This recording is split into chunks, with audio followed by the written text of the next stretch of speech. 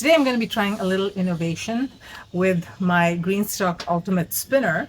You know how they provide you with this tube that connects to a little hole here, and that functions as a drain, so when the water drips into this tray, it sort of drains out, the excess drains out. Now, I've never really cared for this thing for a few reasons. Number one, I've never able to navigate it. It's always on some concrete surface or something like that, so it's never able to navigate to a planter, and frankly, it's not tall enough for the water pressure. I've got a well for the water pressure to be able to reach any planter that I've got, because I've got ups and downs in my soil. And the other thing is also looks very dirty. Right now I've cleaned it out, but it usually fills up with green stuff and it looks gross. So I'm gonna do some innovations. Let's see if it'll work. I actually learned this from my Arabian composter. Let me show you. Okay, so this one has a drain as well, and it's got a tube that comes out, and they have this on-off connector over here. So while it's connected, the water drips into this bottle. I think this is pretty cool. And then when I want to take the bottle off, I just close this, and then I take it off, I empty it, and I bring it back, and it's nicely contained. And I guess if it has to overflow, it's going to overflow over here, but hopefully I'll keep an eye on it and make sure that it doesn't fill up. So I'm going to try to do the same thing on my GREENSTALK. So this is what I've done. I went ahead and got a little piece of irrigation tubing. This is 1/2-inch irrigation tubing, and it's black, so I can't see the dirt, which is kind of nice. And it is about the same length as this tube that comes with the GREENSTALK Ultimate Spinner, but it is definitely smaller because it's 1/2-inch. I think this is 3/4 inch, and I'm going to try to see whether I can insert it into the hole. There we go. A little bent out of shape here. A little bit of a tight fit, which is actually kind of nice because it won't leak. Look at that. I was able to get it to fit. And that's so awesome.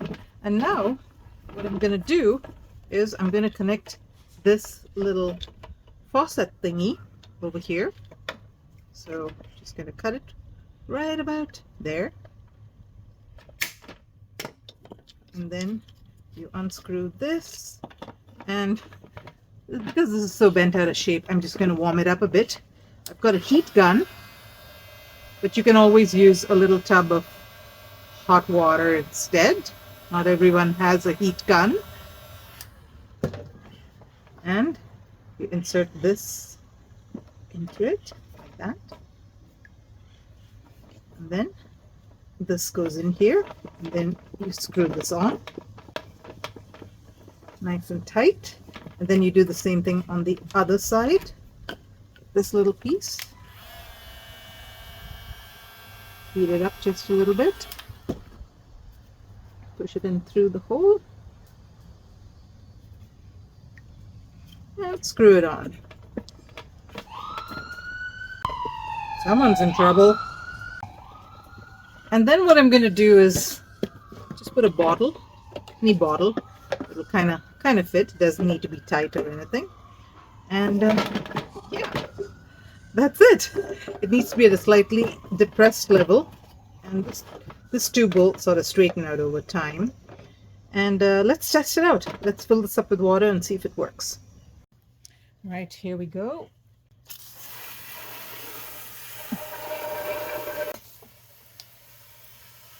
Lower this a little bit. You can already see the water starting to flow in there.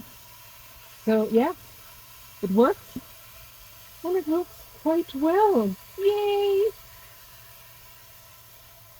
And all I need to do is close this and take this out and go and use all this great fertilizer. Right now it's water, but usually it's water that has all kinds of great nutrients in it. Use this for my plants. So I've set it up, and let me show you what I did here, because you can't just stick the bottle in here. The water tends to leak out over there. So I used an X-Acto knife, this one, to carefully carve a hole. You can actually get a stiff piece of plastic and tie it over this with a rubber band. That'll work too, I guess. Anyway, whatever you want to do, but make this hole so that it fits properly into this. Otherwise, it'll kind of drip water. And also, I'm using this at a little bit of an elevation. I've got my green stalks sitting on a tile here. So that also helps with the water not spilling out. Just like that.